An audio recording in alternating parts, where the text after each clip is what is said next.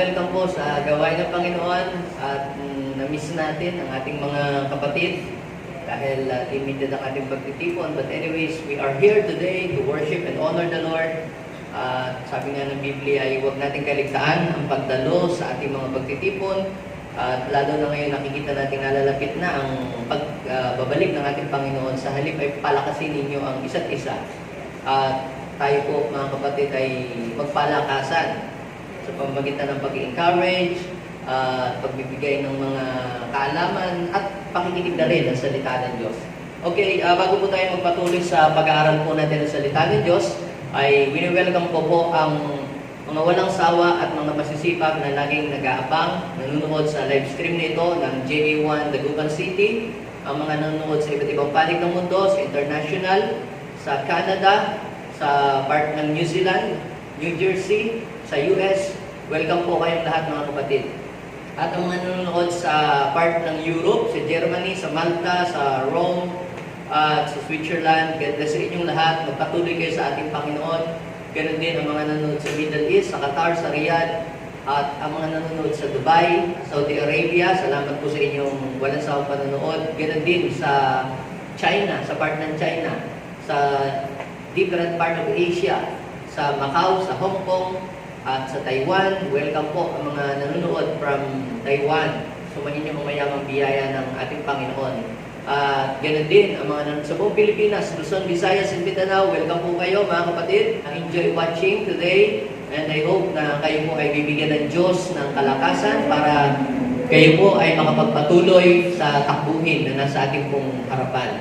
At kung kayo naman po ay first time lamang na nakapanood sa live stream na ito at gusto nyo pong mag-grow sa inyong pananampalataya at naghahanap kayo ng mga mensahe ng Diyos na gusto nyo pong pakinggan kapag wala kayong ginagawa, you can visit my official YouTube channel. I-type nyo lamang po sa YouTube yung Kilayo Rojas. Then mag-subscribe po kayo, manood po kayo ng mga videos. At kung gusto nyo naman pong matulungan ang fundraising project ng Jesus the 91 Church, don't skip the ads. Okay? So maraming salamat. At ngayong umagang ito, magpatuloy naman muli tayo sa ating mensahe na pinag-uusapan. Ngayong pong month of November, we are talking about stay on God's side. Sabihin mo nga sa iyong katabi, kapatid, God want you to stay on His side. Gusto ng Diyos na habang tayo ay nabubuhay, ay tayo ay nasa Kanyang panig. Kaya pagka ikaw ay nasa panig ng Panginoon, ang sabi ng Bible, no one can snatch you out of His hand. Pag ikaw ay nasa kamay ng Diyos, nasa panig ka niya, ikaw ay sagot ng Diyos. Pananagutan ng Diyos ng iyong kaligtasan. Sagot ka ni Lord. Pero kung ikaw ay wala sa poder ng Diyos o wala sa kanyang panig, kung ikaw man ay mapahamak o may mangyaring hindi maganda sa iyo, ay walang pananagutan sa iyo si Lord. Kagaya ng sinabi niya doon sa Book of John chapter 17 verse 12 na iningatan ko ang mga tupa, ang mga tao na ibinigay mo sa akin. At isa man ay walang napahamak, liban sa taong humanap ng sarili niyang kapahamakan. At ang tinutukoy niya doon ay si Judas. Now, noong pong nakaraan ay pinag-usapan po natin yung standing in the light. Kapag ikaw pala ay nasa panig ng liwanag, ikaw ay nasa panig ng Diyos. Sapagkat ang liwanag ay ito po ay nagre-represent sa kaharian ng ating Diyos. Ang kadiliman naman, ito ay tumutukoy sa kaharian ng kaaway. Kaya kung napapansin natin na tayo ay mas lamang na sa dilim ang ating mga practices, ating mga ginagawa, it's about time to decide. Go back to your original position. Go to the light. And the Lord will back you up. And the Lord will strengthen you. Ngayon naman pong umagang ito, ang pangatlong yugto ng ating pag-aaral ay pinamagatan ko pong increasing the level of spirituality. Increasing the level of your spirituality. Kapag sinabi po natin spirituality, ito po ay mga bagay na may kinalaman sa ating pakikipag-ugnayan sa Diyos. Mga bagay na may kinalaman sa kaharian ng Diyos. May mga bagay na mayroong kinalaman sa kabanalan. Okay, samahan po muna ninyo ako sa pagbabasa natin ng salita ng Diyos. At ito po ay makikita po natin sa Book of Psalms chapter 40, verse 12 to 13. Kay rami na nitong mga suliranin, na sa karamihay, di kayang bilangin. Alipin na ako ng pagkakasala, na sa dami, ako hindi na makakita. Higit pa ang dami sa buhok, sa ulo, kaya nasira na pati ang loob ko. Naway kalugdan na ako'y tulungan. Yahweh, ngayon na ako'y tulungan. Palain ng Panginoon ang pagbasa ng kanyang mga buhay at mga banal na salita. So let's talk about increasing the level of spirituality. Kumusta na po kayo sa inyo pong araw-araw na pamumuhay? Ano po ang nagdadrive sa inyo? Are you driven by spirit or are you driven by the flesh? Ikaw ba ay nagmumove based sa tulak o galaw ng espiritu sa buhay mo? O ikaw ay kumikilos o gumagalaw ayon sa udyok ng iyong laman o based on the desire of the flesh? Sa Bible po, mga kapatid, there are two different person na binanggit. Sa 1 Corinthians chapter 2, verse 14. Yung natural man does not receive or understand the spiritual things. Ito po mga bagay na spiritual, maunawaan lamang sa paraang spiritual.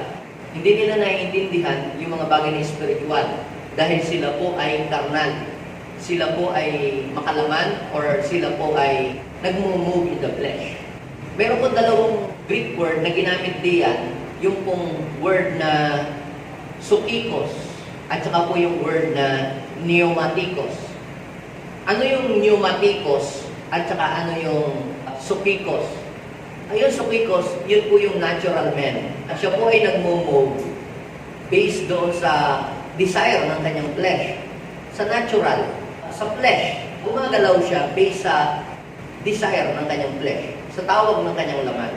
Kapag sinabi natin sukikos, siya po ay worldly o yung taong ang hilig niya at siya ay inclined sa mga worldly things. Yun po ang mga sukikos men. Yung po namang isa ay tinawag pong pneumatikos. Yun namang pneumatikos, ibig sabihin, you are governed by the Spirit. You have the Spirit of God. Kapag sinabing ikaw ay pneumatikos man, you belong to God. You have the Spirit of God. At ikaw ay nakakaalam ng kalooban ng Diyos para sa iyong buhay.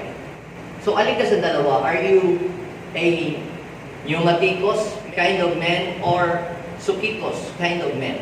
Ano uli yung sukikos?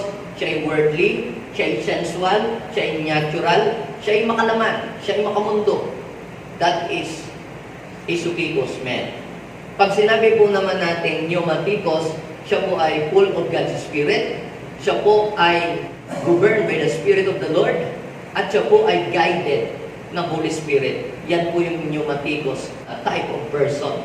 Ngayon mga kapatid, ang sabi ng Bible, sa Galatians chapter 5, verse 16 to 17, ang sundin daw po natin ay ang patnubay ng Espiritu at hindi daw po ang patnubay ng ating laman o hilig ng ating katawan. Dahil pagka ang sinusunod natin ay ang hilig at ang desire ng ating flesh, hindi natin magagawa ang kalooban ng Diyos. Sabi ng verse 17, ito daw pong flesh at ito daw pong desire ng Espiritu o ang Espiritu nasa atin, yan ay magkaaway. Pansinin ninyo, bakit sa sarili ninyo may mga bagay na ayaw ninyong gawin o ayaw natin gawin pero nagagawa natin. At may mga bagay na gusto natin gawin pero hindi natin nagagawa. Bakit gano'n? Gusto kong gumahit pero di gumagawa. Meron akong gustong gawing maganda pero hindi ko nagagawa yung gusto kong maganda. Sabi ni Paul, at ang nagagawa ko, yung ayaw ko na hindi ko gustong gawin pero yun ang aking nagagawa. Naglalaban sa loob mo yung pneumatikos and sukikos spirit. Kinakailangan mapagwagian mo yun. Kinakailangan matalo mo yun.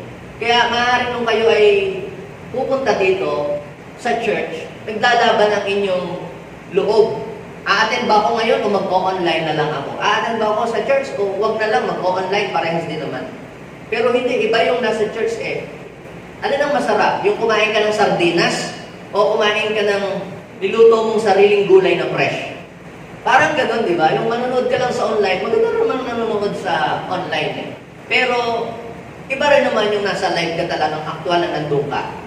Masarap din naman yung sardinas, lalo na pagbaha. Eh, syempre, hindi ka naman makakabili ng talagang mga pagkain din sa palengke, talagang bahay. Pero kung ikaw naman ay laging sardinas, pamula nang nag-lockdown, hanggang ngayon ay sardinas pa rin, hindi ka na ba nauumay sa ganun lang? Parang ganun din, di ba? Kung puro live stream lang ang ating panonoodin at wala tayong physical gathering na nagagawin, nami-miss natin yung ibang sustansya na kailangan ng ating spiritual life.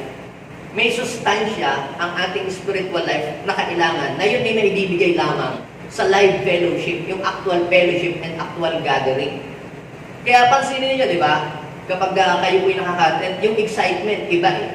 Iba doon sa nakapanood ng live stream, yung umattend ka. Kahit medyo bawal-bawal ang kamayan at beso-beso, iba pa rin yung naka-attend eh.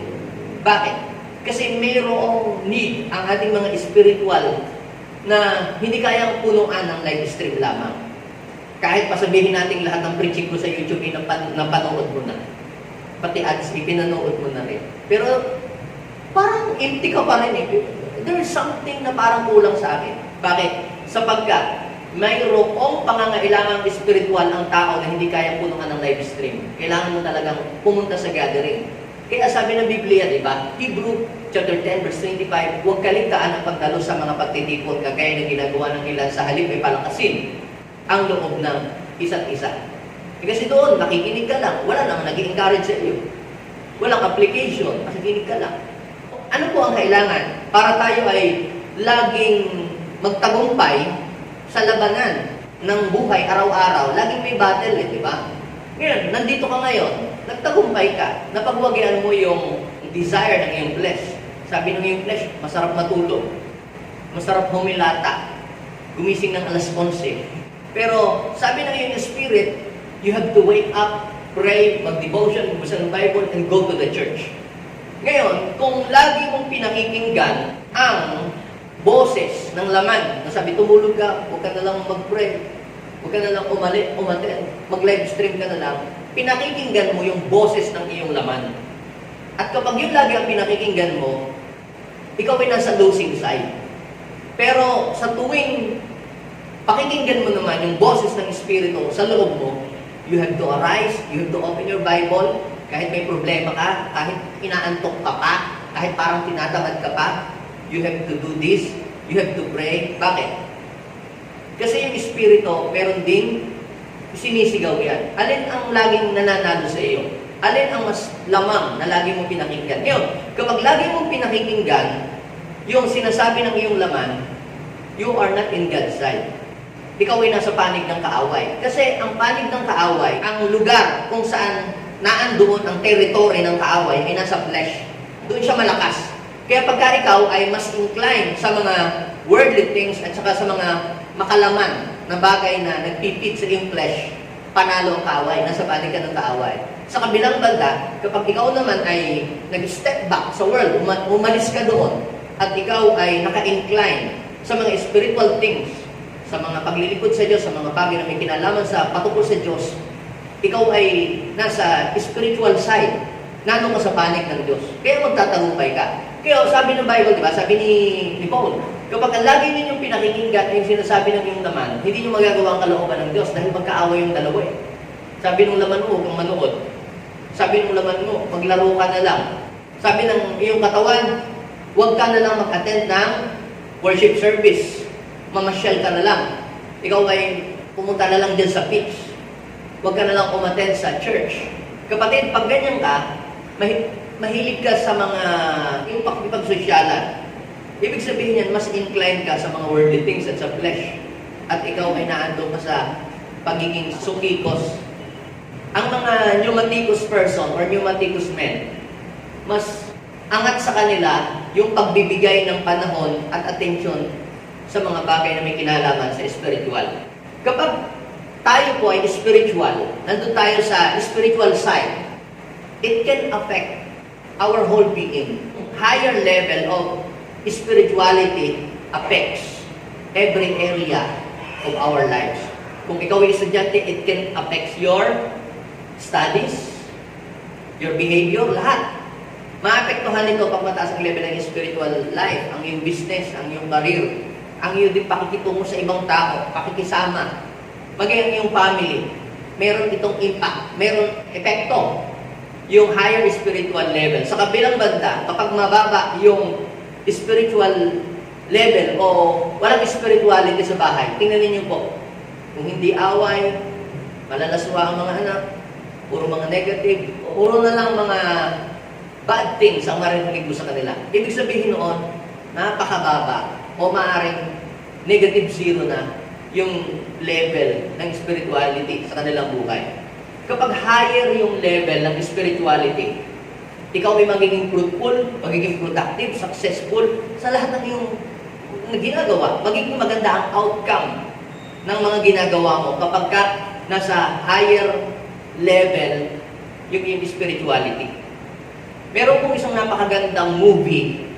Na matagal ng movie ito, yung pamagat po ay Facing the Giant. Kung hindi nyo pa napapanood, nagda-download po yan, napapanood sa YouTube yung Facing the Giant. Meron po itong isang coach na ang pangalan niya po ay si Alex Kendrick ng football. Noong una nananalo sila, nagcha-champion. Pero lately, dahil nga lagi silang maraming laro, napapansin nila na hindi na maganda yung laro nila, hindi na sila productive, lagi nag-aaway yung mga player, takawan sa bola, at saka nagsasakitan, nagbubuguan palagi. Kaya pagdating sa actual na laban, wala silang magandang performance. Tapos sa kanyang asawa, hindi maayos yung relationship.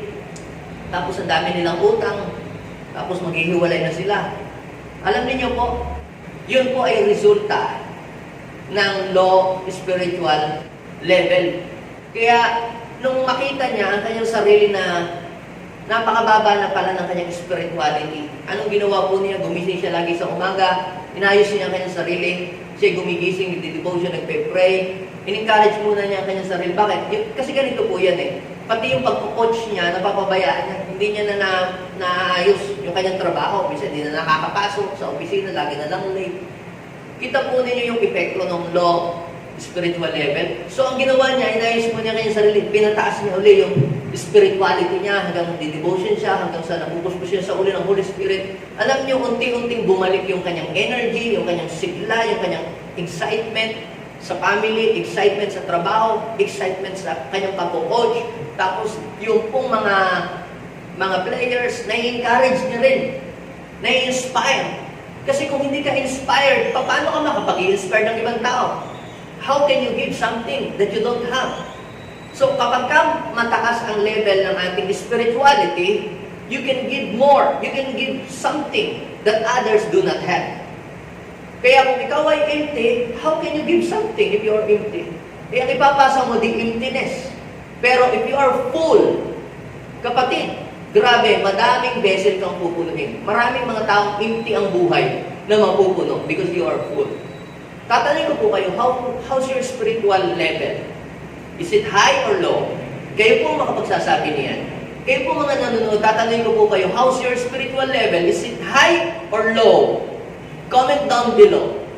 Kung kayo po ay laging negatibo na ang nalabas sa bibig, kapag nag-post kayo sa Facebook, puro mga hubad na ang inyong mga picture na nalabas, ang inyong pong mga posting na worldly na, kapatid, nag-engage ko na kung anong spiritual level meron ka.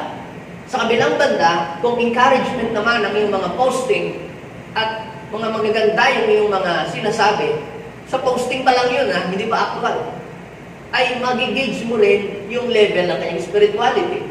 Tanungin mo yung taong merong low spiritual level, kumusta ka na? Eto, buhay po, wala na namang pera, madaming utang, meron ko ba dyan? Bikini man. Hiram. No? Yung bang wala kang makitang sigla sa taong mayroong low spiritual level. Samantala, kapag ang isang tao ay high spiritual, o sabihin natin mataas ang spiritual level niya, kahit may problema, ay hindi siya nawawala ng pag-asa. Laging nag-encourage, nagpapalakas. Yung problemang yan, malalampasan din natin yan, magtatagumpay tayo. Yung bang puro positive ang lahat ng kanyang mga sinasabi, bagamat meron silang mga negative encounter sa buhay. Ang ang tingin ng mga taong may low spiritual level ang buhay, kapag siya ay pinagsasabihan, kapag siya po ay pinupuna mo, ang tawag dyan ay siya yung pinipresyo. Pero ang mga taong may high spiritual level, kapag siya yung sinasabihan, ang tingin niya doon ay pinapalabas lang yung potential na meron ka na dapat mo itong mailabas para maging productive ka. Kaya tingnan ninyo po ang level ng yung spiritual. Is it high or low? Are you spiritual or are you a carnal? Kung ikaw ay carnal, ibig sabihin, mababa ang level ng yung spiritual at ikaw ay nasa panig ng kaaway. Pag ikaw naman ay mataas ang level ng iyong spiritual, ikaw naman ay nasa panig ng Diyos. Kaya nagiging overcomer ka. Napagtatagumpayan mo ang mga kasalanan. Mas mataas ang level ng spirituality natin, mas malakas ang ating pong strength to avoid temptation at magtagumpay against sin. Mas mababa, mas prone tayo sa kasalanan at mas prone din tayo na makagawa ng kalikuan. Hindi naman nadating ang kasalanan kapag ka nasa high spiritual level ka eh. Ang kasalanan ay nakakapasok lamang at nakakagawa lang ng kasalanan isang tao pagkakamali sa buhay kapag nandun siya sa mababang antas ng spirituality. Maaaring na-depress o maaaring na problema siya ng time na yon na hindi niya nabantayan yung level ng kanyang spirituality, then biglang ang kaaway nagkaroon ng pagkakataon para makapagtagumpay sa kanya. Ang Bible mismo nagsabi na ang devil ay aaling-aligid. Humahanap siya ng entry points. So ano yung entry points ni Satanas para siya makapasok? Yung hintayin na bumaba ang yung spiritual level, doon siya papasok. Parang ganito lang yan eh. Hindi ka makapagtatampisaw sa dalampasigan kung ang tubig ay napakataas. Hintayin mo mag-low tide. Then, yun, makakapunta ka doon. Huwag naman ninyo pong ma-misinterpret yung pagiging spiritual or spirituality or being spiritual person. Iba po kasi yung being super spiritual and become spiritual men. Ulitin ko po, magkaiba po yung super spiritual at saka yung spiritual person. Super spiritual and spiritual person. Magkaiba po yun. Yung pong mga super spiritual, mapapansin niyo po, yan po yung mga tao hindi naniniwala sa mga gamot. Ay, walang gamot. Yung gamot na yan, hindi nakakaling, dasal lang, dasal. Yung bang parang lahat ng bagay gustong i-spiritualin. Kahit kulang lang naman ang problema sa potassium, sasabihin ni siya kinulang. Kapatid, baka hindi ka kinulang, kulang ka lang sa potassium. Yung mga taong super spiritual, hindi nagpapatingin sa doktor yan. Ayaw niya ng mga doktor. Sabi niya, hindi, gagaling ka, may fake. Yung mga super spiritual. At yung mga super spiritual, yan ang kalimitang nadidisip.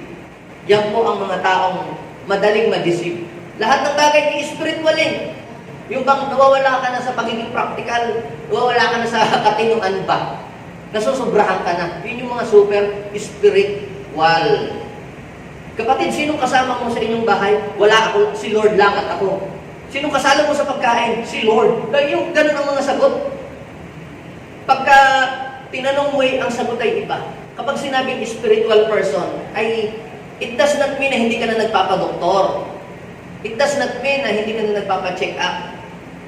Kapag sinabi natin super spiritual, yung mga super spiritual, sila po yung mga extreme. At pag ikaw ay extreme, wala ka sa panig ng Diyos, ikaw ay nasa panig ng kaaway kasi ikaw ay deceived, ginagamit ng kaaway, yung mga pagiging extreme and super spiritual. Gusto lagi lahat ay spiritualin.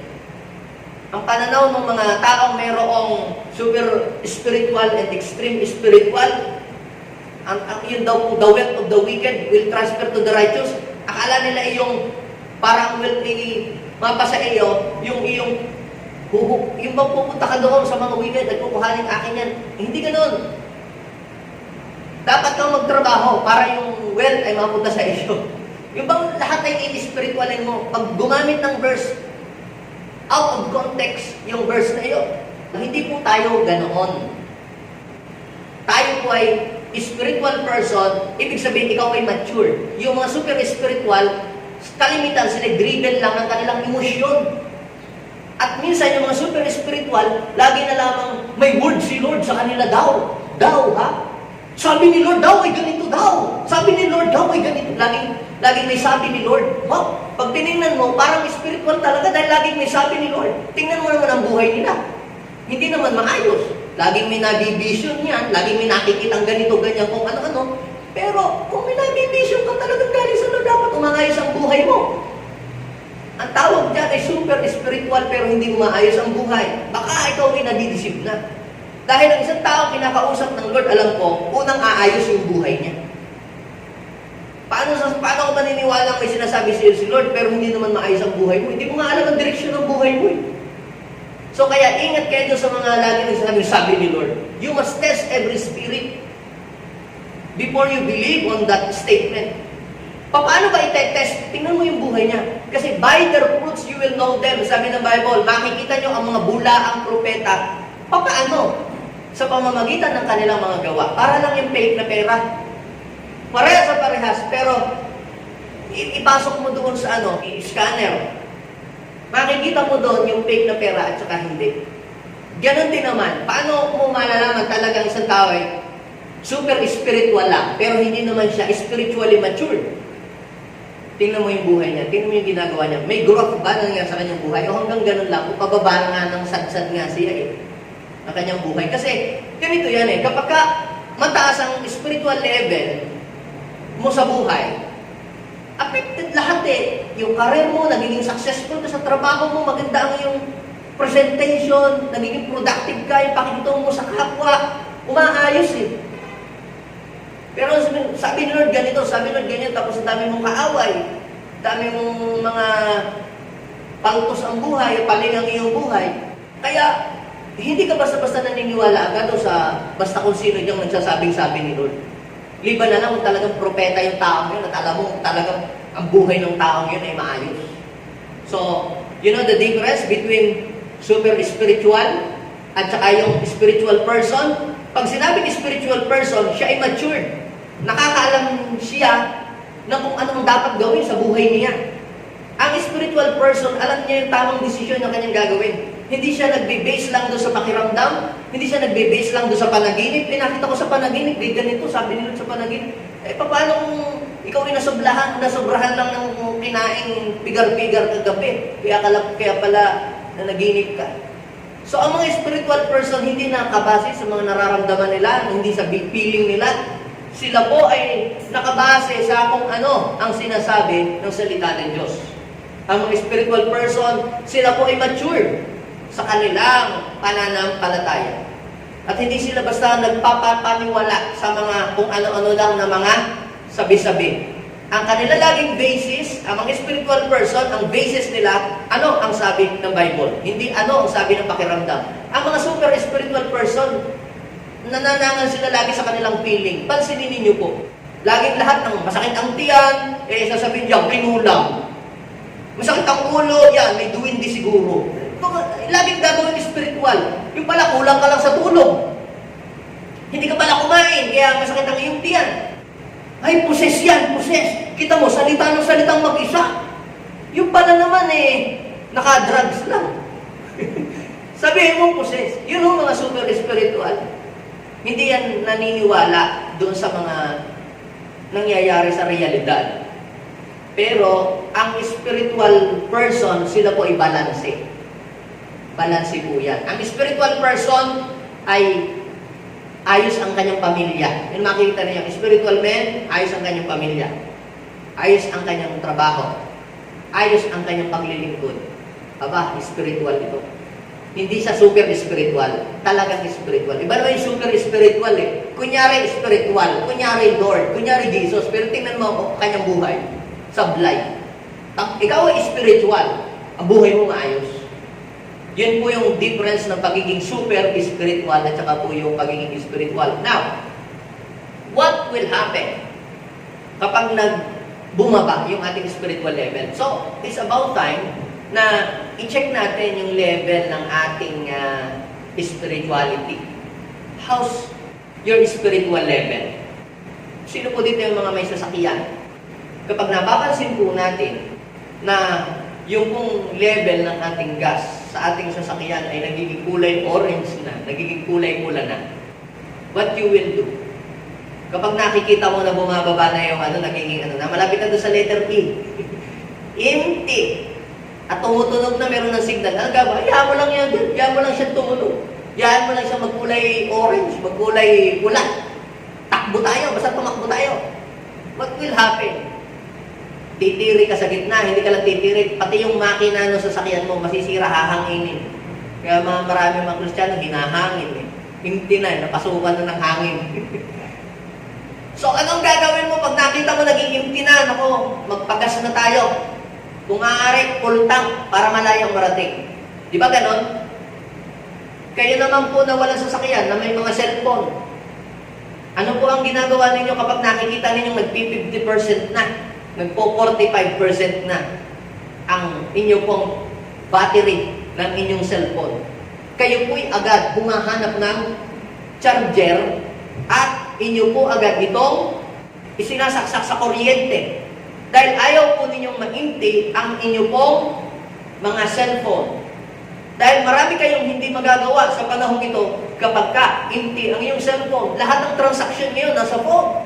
Sa trabaho, phone. Sa business, kailangan ng cellphone. Sa pag-i-inform sa mga tao, kailangan ng cellphone. At kaya kung yung cellphone yan ay lobat, hindi mo magagamit yan. Walang silbi. Kaya dapat ay bantayan at lagi po itong i-charge. Now, what is the point? Gayon din ang buhay natin. Kung napapansin natin, pababa na ng pababa ang level ng ating spiritual life. Pag pababa ng pababa yan, pahina ng pahina yan at marami ka nang hindi pwedeng magawa. Kapag ikaw ay pababa ng pababa, ang level ng spiritual life, ikaw ay pahina ng pahina. At palapit ka ng palapit sa tukso at ikaw ay palayo ng palayo sa Diyos. At makikita mo lang yung sarili, pabackslide ka na ng pabackslide pagka bumaba ang spiritual level mo. Kaya, bakit mayroong mga taong nagbabackslide at tumatalikod sa Diyos? Nasa ang level ang kanilang spiritual bago sila tumalikod? Wala yun sa high level ng spiritual life. Pag ikaw ba'y nasa higher level ng spiritual life, tatalikod ka ba sa Panginoon? Hindi Kahit may pagsubok, hindi mo i-give up si Lord. Pero, pag low ang level ng iyong spiritual life, konting problema lang, ayoko na, suko na ako. Nagmumura ka na, nagagalit ka na, inaaway mo na kung sino, si Mrs., si Mr., aso, lahat. Naaway mo na. Lagi ka na lang galit. Lagi ka lang mainit ang ulo. Pag walang pera. Yan ang resulta ng low, ang spiritual level. Now, kapag nakikita natin yan, na ganyan na tayo, it's about time to wake up and arise and connect yourself to the source of strength and power. Now, pero bago yan, gusto ko munang i-share sa inyo yung effect. Ano ba naman, Pastor, ang effect sa buhay natin kapag kahinayaan nating bumaba ang level ng ating spiritual or hinayaan nating mababa yung ating spiritual level? Itong sinabi ko pong ito, na i-share ko po sa inyo, ay nakita ko po sa buhay po ni David. Si David po ay nagbigay ng 3 epekto ng pagbaba ng spiritual level sa kanyang buhay. Si David, tatayin ko po kayo, si David ba, bumaba ang level ng kanyang spirituality? Yes or no? Yes, bumaba. Dati ang taas ng level ng kanyang spirituality. Pero ano po ang ginawa niya? Nung siya'y tumulog, may gera, may labanan may digmaan, hindi siya sumama. Dapat nandun siya sa battle. Wala siya sa tamang lugar. Siya ay nasa wrong place. Umakyat siya sa rooftop. Dapat wala siya sa rooftop Dapat nandun siya sa nakikipaggera siya. Pero wala siya doon. Nasaan? Nandun sa rooftop. Kaya nung nandun siya sa rooftop, nakakita siya ng naliligo. So anong nangyari? Kasunod na nangyari? Yun. Hanggang sa siya ay natukso na, nagkasala, at siya po ay bumagsak. Ngayon, bakit ito ay nangyayari? Dahil wala ka sa tamang lugar. Dahil wala tayo sa tamang lugar. So, noong time na yon, bumaba yung level ng kanyang spirituality. Pero, ang kagandahan naman, naibalik muli yung level ng kanyang spirituality. Pero, sinabi niya sa Psalms chapter 40, verse 12 to 13, yung 3 pangunahing epekto sa buhay ng tao kapag bumaba yung kanyang spiritual level. Psalms chapter 40, verse 12. Kay rami na nitong aking suliranin, na sa dami ay hindi kayang bilangin. Ano pang sabi niya? Kay rami na nitong suliranin na sa dami ay hindi na kayang bilangin. Number one, you will experience numerous unsolved problem. Pag bumaba yung level ng iyong spirituality or iyong spiritual life, numerous problem will arise. Ikaw ay makokontrol ng mga problemang ito. Makokontrol ka ng mga negatibong bagay. The devil can control you. Problem can control you. Ikaw ay masyadong affected ng mga sitwasyon. Kumbaga, ikaw ay mapapailaliman ng mga problema. Not compare kung ikaw ay spiritual, nasa ibabaw ka. Pero kung hindi ka spiritual, nasa ilalim ka. Pag may problema, ano ka ba? Ikaw ba'y nangingibabaw doon sa problema o nangingilalim, nasa ilalim ka? Pag spiritual ka, nasa ibabaw ka. Lutang ka. Sabi ng Genesis, di ba? Ang darkness ay cover niya ang buong daigdig. Buong kalaliman. But the Spirit got hovering over the water. Naalala niyo po ba si Jesus? Dahil siya ay spiritual, nanalangin, nakipagniig sa Ama, maalon, hindi makaabante ang kanyang mga disipulo. Pero naglakad sa ibabaw ng tubig, Jesus walked on water. Samantalang si Pedro ay lumubog. Ano pong ibig sabihin nito? Anong application nito sa ating buhay? If you're a spiritual person, at mataas ang level ng iyong spiritual, kapag kami mga pagsubok, may mga problema, nasa ibabaw ka. Lumalakad ka sa tubig. Ibig sabihin, kahit may problema, ikaw ay nakakapagpatuloy. You can move forward kahit maraming mga problema because you are spiritual. Pero kapag ka mababa, bagsak ang level ng spiritual, ikaw ay magiging katulad ni Pedro. You will begin to sink. Normal sa tao ang magkaroon ng mga problema. Tama? Mali? Yes. Nasabi ng Biblia, 1 Corinthians chapter 10, verse 13, walang pagsubok na dumating sa atin na hindi natin kaya. Eh ano itong sinasabi nitong Psalms chapter 40, verse 13? Kay rami na nitong mga suliranin na sa karamihay di kayang bilangin. Grabe! Yung problema sa buhay ng tao, normal lang yan eh. Pero yung magkaroon ka ng patong-patong na problema, hindi na normal yun. Naka-encounter na po ba kayo ng tao na patong-patong ang problema? Yun ho ang epekto ng low ang kanyang spiritual level. Patong-patong, may kaso na, may utang pa, may sakit pa, hindi pa alam ang gagawin sa buhay, hinahanap pa ng alagad ng batas, nagtatago sa mga taong naargabyado. Ang daming mga suliranin na hindi nila alam kung paano sa makakalabas. Alam niyo, minsan dahil sa ganyang mga situation, yung iba nagsusuicide, nainom ng laso, nagkaba ng sarili, huwag naman ninyong gagawin niyo. I will tell you the secret kapag ka nandun kayo, para makaalis kayo doon, hindi magpakamatay. Sinasabi ko lamang yung epekto. Ano ang effect ng low spiritual level? Ito, numerous unsolved problem. Ang mga taong spiritual, may problema rin, nagkakaroon ng pagsubok, but the Lord always given them a wisdom to solve their problem. Pansinin ninyo, ang mga taong spiritual, kapag mayroong problema at may pagsubok, kaya nilang magpatuloy, kaya nilang makasurvive, nakakaisip agad sila ng paraan, sila ay nag-grow, sila ay nakaka-discover ng mga magagandang mga bagay, out of difficulties and trials. Meron silang mga magagandang diskarte sa buhay. Pero kapag ang isang tao ay low, ang kanyang spiritual level, nako, hindi yan malalaman kung ano ang kanyang gagawin. Puro negative na lang ang nakikita niya. Bakit? Kasi nasa ilalim siya eh. Wala siyang nakikita kundi problema. Wala siyang nakikita kundi mga negatibo. Wala siyang itong nakikita kundi pangit ang gobyerno, masama ang gobyerno. Puro negative ang balita, puro negative. Yan ang epekto ng low spiritual level. Pero ang isang tao na mayroong high spiritual level, maganda ang nakikita niya sa pangit na nangyayari sa panahon. Ang mga tao may high spiritual level, ang pandemic na ito, may maganda silang nakikita. Ang nakikita nila opportunity kasi nasa ibabaw sila eh. Pag low ang spiritual level, nasa ilalim ka at wala kang nakikita, kundi mga negatibong bagay. That is the effect. Yan po ang epekto ng tao mayroong low spiritual level. Nagiging negatibo na siya, naging palamura na siya, at wala na siyang makitang maganda, kundi puro mga pangit. Puro pangit lahat. Sisi sa Diyos. Kung may Diyos, bakit may landslide? Bakit ganito? Bakit ganito? Kung may Diyos, bakit kami binahako? Kung may Diyos, may Diyos ba talaga? Yan ang epekto ng low spiritual level.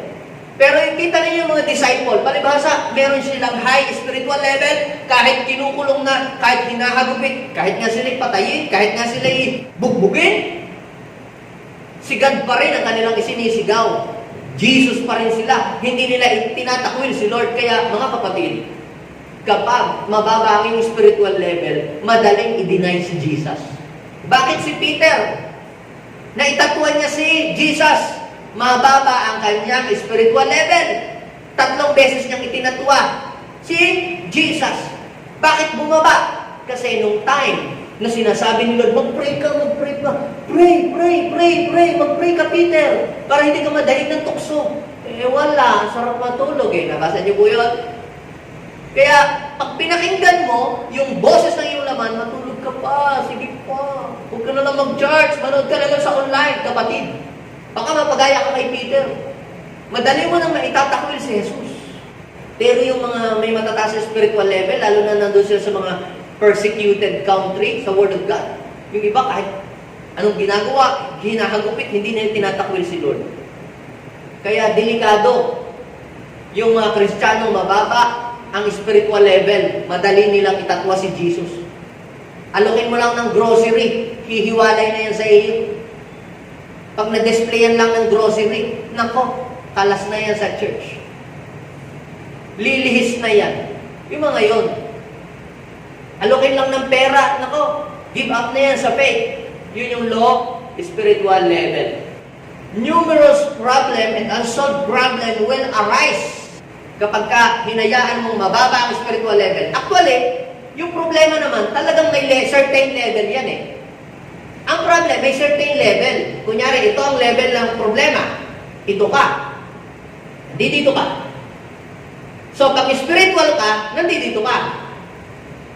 Ito ang problema. Ang nangyari, bumaba. Bumaba ang level ng yung spiritual. Fix naman yung problema Kaya lang bumaba. Ano nangyari ngayon? Mas mataas ang level ng problema, kaya hindi mo alam kung anong gagawin mo. Hindi mo makita ang solusyon. Subukan mo pataasin muli ang spiritual level mo. At makikita mo ngayon kung ano ang tamang desisyon na gagawin mo sa buhay. Kapag pinabayaan mo na mababa at bagsak ang iyong spiritual level, your life will become worse. Kaya madami nagpapakamatay. Kaya madami po, yun lang, nagpakamatay na. Hindi lang naibigay ang ayuda. Hindi lang nasagot ng boyfriend o girlfriend. Iniwanan lang, nagpakamatay ng klaseng kapatid. Hindi mo alam kung nasa ang level ng spirituality niya nung time na yun. Maaaring nung nandun siya, walang naghango sa kanya. Mag-akyat. Kaya, kung ano na lang yung naisip niya na hindi tama, yun ang kanya nagawa. So, ano yung number 1 effect ng low spiritual level? Numerous unsolved problems. Pangalawa, ito. Basahin natin. Verse 12. Sabi niya dito, kay rami na nitong mga suliranin na sa karamihay hindi kayang bilangin. Sabi niya, alipin na ako ng pagkakasala na sa dami ako'y di na makakita. So, number 1, numerous unsolved problem. Number 2, becomes slave to sin. So, pag bumaba ang level ng ating spirituality at hinayaan lang natin itong bumaba at wala tayong ginawang aksyon, you will become slave to sin. Lahat ng tao, hindi immune sa kasalanan. So, ibig sabihin, lahat tayo ay pwedeng magkamali, magkasala. Pero yung taong hinahayaan niyang bumaba ang kanyang spiritual level sa buhay niya, sila po ay nagiging slave. Katulad po halimbawa ni Samson. Si Samson, pinabayaan niya yung kanyang spiritual level, bumaba na bumaba. Hanggang sa siya ay naging slave. Hanggang sa siya ay hindi na maganda nangyari sa kanyang buhay. So you will become a slave of sin. Kaya marami mga tao, kita niyo yung mga nagbabackslide. Hindi na po sila makabalik. Gusto kong bumalik pero di na ako makabalik. Gusto kong bumalik sa ministry pero hindi ko makaya. Parang mayroong puwersa na humihila sa kanila. Bakit hindi nila magawa yun? Kadali-dali naman. Pwede namang pumunta sa church. Madali namang pumunta. Kaya lang mayroong force na humahatak sa kanila. Parang may pumipigil because they are controlled by the enemy. Slave nga sila eh. Kaya gusto po nilang bumalik uli sa dati pero hindi sila makabalik. Kaya nga, ang solusyon, ang susi, pataasin mo ang iyong spiritual level para hindi ka magbabackslide. Ang backsliding, mga kapatid, yan po ay nag-iumpisa sa ating devotion and prayer life. Hindi naman agad totally backslide ka agad eh. Hindi. Kapag hindi ka nagdi-devotion, kapag hindi ka na nagnanalangin, kapag hindi ka na nag-worship kay God, hindi ka na nakikinig ng mga preaching, mas na, kung kikinig ka na lang ng mga drama, yan, pababa ng pababa ang level ng spiritual life. Mas marami kang oras sa paglalaro, mas marami kang oras sa pagka-class of clan, pag-YouTube o kung ano mang, buti kung YouTube ay preaching. Pero kung ano-ano naman mga TikTok na wala namang mga sense, pababa ng pababa ang level ng spiritual hanggang sa magiging slave ka na pala ng kaaway. Kaya kahit prayer, hindi ka na makapag-pray. Ang prayer mo na lang ganyan. Ano, prayer ba yun? Hindi prayer po yun. Sign language lang yun. Ang prayer, yan ay conversation. Kaya nga lang, hindi mo na magagawa yun. Hindi ka na makagising ng umaga, hindi ka na makabukas ng bibig. Pag nagpe-pray ka, dati nakaduhod, ngayon nakahiga na lang. Nakaganon pa. Nakagapos. So talagang grabe na no? Hindi mo na makayang lumuhod. Pag nagpe-pray ka, nakahiga ka na lang. Buti kung bedridden ka talaga na hindi mo talaga kayang lumuhod o kaya meron kang pilay. Pero kung malakas ka naman talaga, pero hindi mo na magawa ang lahat ng yun, there's something wrong in you. Baka slave ka na talaga. At pag ikaw ay slave to sin, what will happen to you? Kita po ninyo, ako'y alipin, basahin natin yun, ako'y alipin ng pagkakasala na sa dami ay hindi na makakita. Anong ibig sabihin nito? Pag marami ka ng kasalanan, hindi mo na makikita ang kalooban ng Diyos. Hindi mo na makikita ang direksyon, tamang direksyon ng buhay. Kita nyo, pansinin ninyo, bakit yung taong yun, alam na mali ang makapagrelasyon, hindi niya magawang humiwalay sa unbeliever. Hindi niya magawang humiwalay sa maling relasyon. Kasi nga, gustuhin man niya, pero hindi niya nakikita na mali na yun. Kanyang ginagawa, mali na, pero hindi niya magawang layuan yun kasi nga, slave nga siya eh. Ikaw ay mabubulag, ang tingin mo sa mabuti, masama, ang tingin mo sa masama, mabuti. Hindi mo ma-discern kung ano yung evil at ano yung good. Yes, kailangan natin tumanggap ng donasyon kung may nagbibigay. Pero kung alam mo naman yung donasyon na ibibigay sa iyo, ay yun galing para sa masama o sa illegal na gawain, hindi, ibibigay kong itulong yan. Kapatid, hindi mo na nadidiscern na pwede kang sumabit. Pag dinagay yung perang illegal ay nilagay sa church, sasabit ako dyan, baka mamaya magkaroon ng pag-iimbestiga. Saan yung pera? Nilagay doon sa donasyon, pati church sabit, ikaw, tinanggap mo. Oh, blessing ni Lord yan, pampatayo ng church building. Pero alam mo, galing yun sa illegal, hindi mo naman di-discern. Tingin mo pa rin, blessing pa rin ni Lord. Alam niyo po mga kapatid, kung ikaw ay may higher spiritual level, nadidiscern mo, tika muna, hindi sa Diyos yan. Pagpapalaya tayo ni Lord, pero anong mapapala ng isang tao, makamtan man niya ang yaman ng buong daigdig. Kung ang katumbas naman ito'y mapapahamak ang kanyang buhay. Yun ang sabi ni Jesus, kasi si Jesus may high spiritual level. Aalokin ka ng pera, pero ang kapalit nito, lalayo ka sa Diyos. Ang kapalit nito, gagawa ka ng illegal. Ang kapalit nito, lalabanan mo na ang gobyerno. Kung ikaw may high spiritual level, kaya mong tumanggi. Pero kung low ang spiritual level, tiko, pera na yun eh, kailangan ko yan eh, kailangan ko ito, marami akong kailangan bilhin. Pagka ganyan, mga kapatid, bumaba ang level ng spirituality. Kaya marami nakakapag-compromise. So kapag ikaw ay nagko-compromise na, that is the sign na mababa ng iyong spiritual level. Dati nun, galit ka sa mga nagpa-practice ng homosexuality. We love LGBT, PURSTUV. Mahal natin sila. Hindi naman nila gustong maging ganun eh. Pero kung ngayon, pabor ka na din, dati nun against ka, ngayon pabor na pabor ka. Masaya ka pang pinanonood yung kanyang mga passion show at mga drama at pumapalakpak ka, ay, ang galing niya! Samantalang ang sabi ng Biblia, huwag tayong mag-practice ng ganun, pero ikaw tuwang-tuwa. Nagre-regalo ka pa ng pang-makeup, pang-lipstick. Ikaw ba yung unang-unang nagdidekorasyon sa iyong anak at nagtutulak sa kanya pagsali sa beauty contest? Kapatid, bumaba na ang iyong spiritual level. Nagko-compromise ka na. Dati naman ay hindi. Hindi mo na nakikita ang mali. At hindi mo nakikita ang tama. Hindi mo nakikita ang mabuti. So, anong kailangan ng gawin? It's about time na itaas natin ang level ng ating spirituality. So, dati nun, galit ka sa mga nangungupit. Ngayon, nangungupit ka na rin. At sasabihin mo naman na ngayon, dati na, katuwiran mo, ay, hindi maganda yung nangungupit, hindi maganda yung kurap. Dapat tayo ay maging tapat kay Lord. Pero nung tumagal, ikaw na rin pala gumagawa. At nung sinita ka, yun ang iba dyan, milyon-milyon ang kinukuha. Ako, 20 pesos lang. Ako lang, 100. Ba't ano nangyari sa iyo, kapatid? Dati nun, against ka sa mga ganyan. Tapos ngayon, okay lang? What happened? Ibig sabihin niya, bumaba ang level ng spiritual. At ngayon, nabulag ka na. Hindi mo nakita na, hindi mo na ma-distinguish ang mabuti at masama. Ang tawag dyan, ikaw ay naging purna yung discerning spirit. Hindi mo na ma-discern kung alin yung sa Diyos at alin yung sa demonyo. Kaya sabi, sobrang ako'y alipin na ng pagkakasala at sa dami, hindi na ako makakita. You will lose your spiritual eyesight. You will lose your spiritual sense. Hindi mo na makita ang revelation. Nagbabasa ka na ng Bible, wala ka nang maintindihan. Wala ka nang naiintindihan sa Word of God. Sa mga promises ni God, blind ka na nga, spiritually blind. Nangyari sa Israel. Kaharap nila si Jesus, hindi nila ina-accept si Jesus. May himala ng ginagawa si Lord, pero hindi na nakikita. Bulag nga eh. Tumingin ng tumingin, pero hindi nakakita. And last thing, ulitin natin, review ano yung effect ng low spiritual level? Comment down below. Numerous unsolved problem.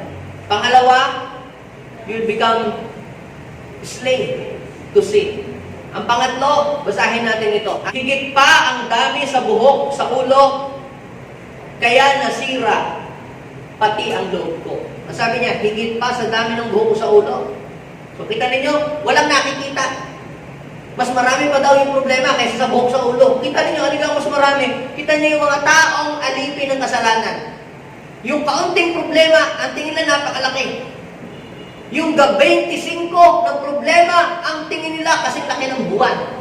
Yung sakit lamang ng ngipin, ang tingin nila, mga kapatid, cancer.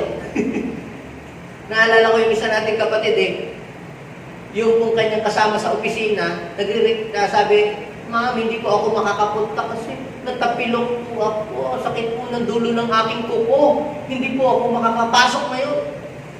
Ang tingin niya, napakalaking pilay nung nangyari sa kanya. Sabi niya, kapatid, mas matindi yung akin. Pero ako'y nakakapasok. Ako ay naputulan ng buto pa. So ano pong ibig sabihin? Pag maliit ang problema, ang tingin mo, napakalaking problema. Kahit maliit na problema, ang tingin mo'y napakalaki na. Yan ang epekto ng low spiritual level. Sa dami daw po ng problema, madami pa daw sa buhok. Alin kang madami? Problema o buhok? Ang buhok po, mga kapatid, hindi mo mabibilang. Diyos lang ang makakabilang. Samantalang ang problema, kaya namang bilangin yan Ang problema, pag low ang yung spiritual level, hindi mo talaga malalaman ang gagawin. And last, ito. Losing of courage. Losing of courage. Ano sabi niya? Basahin ninyo. Nasira na pati ang loob ko.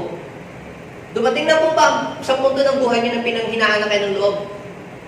Dati nun, excited kang pumasok, excited kang mag-aral, pero hindi tinamad ka ng mag-aral dahil walang panggastos. Excited kang magtrabaho, pero ngayon hindi ka na excited. Nag-apply ka, parang hindi ka natatanggap. Wala pa rin tawag, mawala ka na ng pag-asa.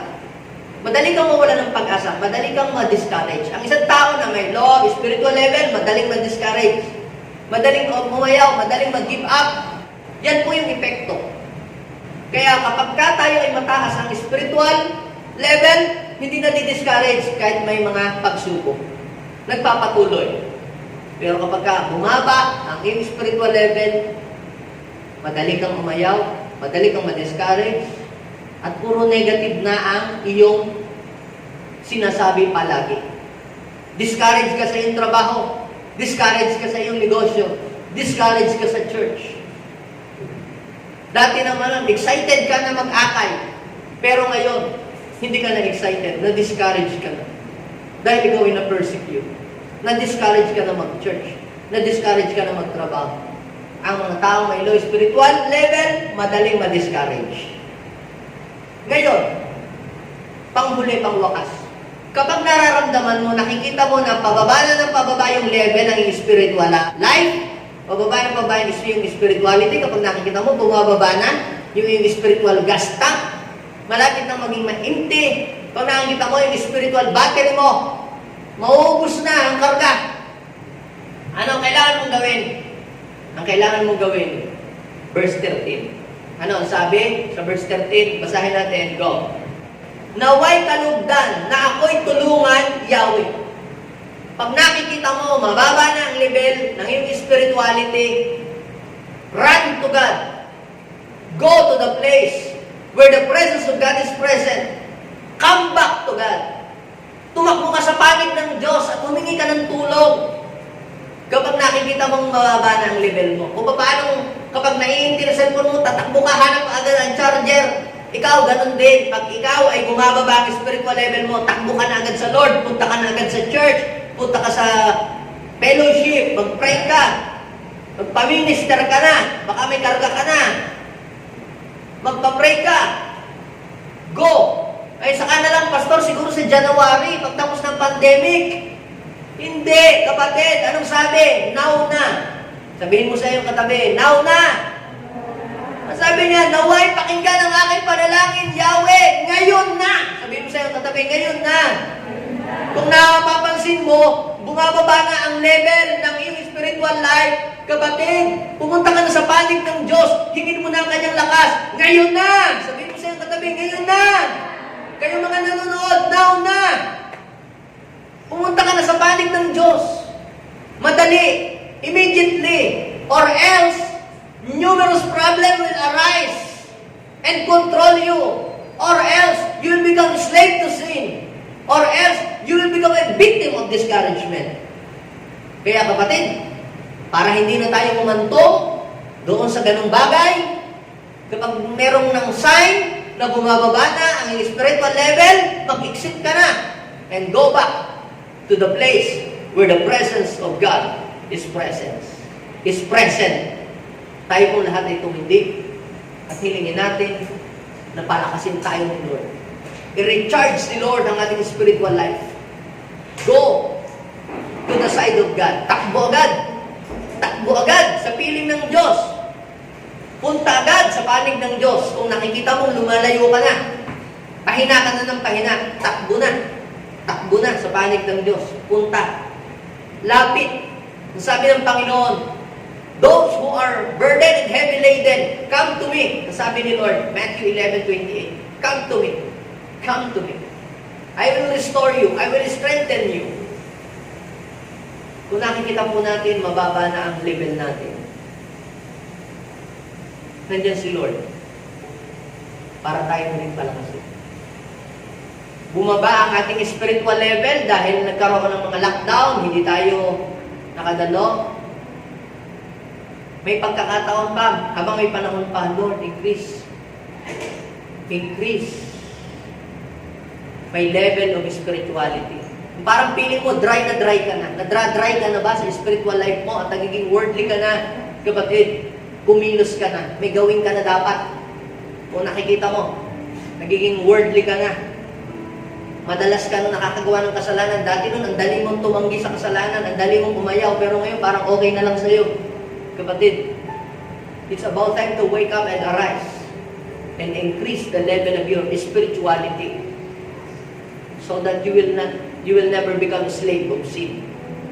Sige, kung nakikita mo na bumababa na yung level mo, magpakumbaba ka lang kay Lord, humingi ka ng tawad, gawin mo ulit yung ginagawa mo dati. Paano ito mangyayari? Una, repent.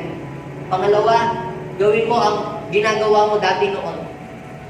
Ang pangatlo, hingi ang presence ni Lord.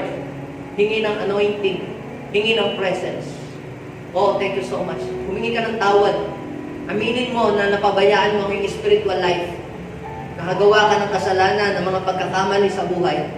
Isang hingi ng tawad na totoo sa puso. Everything will come back again. You will experience restoration. You will experience God's touch. Sige, come on, humingi ka ng tawad sa Diyos. Lord, forgive us. Pinabayaan namin ang aming spiritual life. Pinabayaan namin ang aming buhay. Lord, pumupunta kami sa panig mo. Tulungan niyo po kami. Pwede bang ilagay natin ating mga kamay sa ating puso? Bigkasin natin panalangin ito. Sabihin natin, Panginoong Yesus, maraming salamat po sa iyong paalala. Tulungan niyo po ako na mapabalik yung high spiritual awareness sa buhay ko. Panginoon, patawarin niyo po ako sa lahat ng aking mga kasalanan. Linisin niyo po ang aking buhay. Ito po ang aking dadangin sa pangalan ni Jesus. Amen. Ako na lang ang magpe-pray. Lord, bless niyo po ang mga taong dumalo ngayon. Ilayo niyo po sila sa mga virus, ilayo niyo po sila sa mga sakit, ilayo niyo po sila sa mga discouragement, at ilapit niyo po sila sa inyong piling.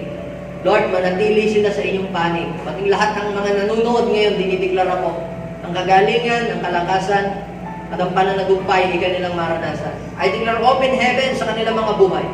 At mula ngayon, Lord, mananatili kaming kapanig mo palagi. In Jesus' name, Amen and Amen. God bless you sa inyo mga kapanig.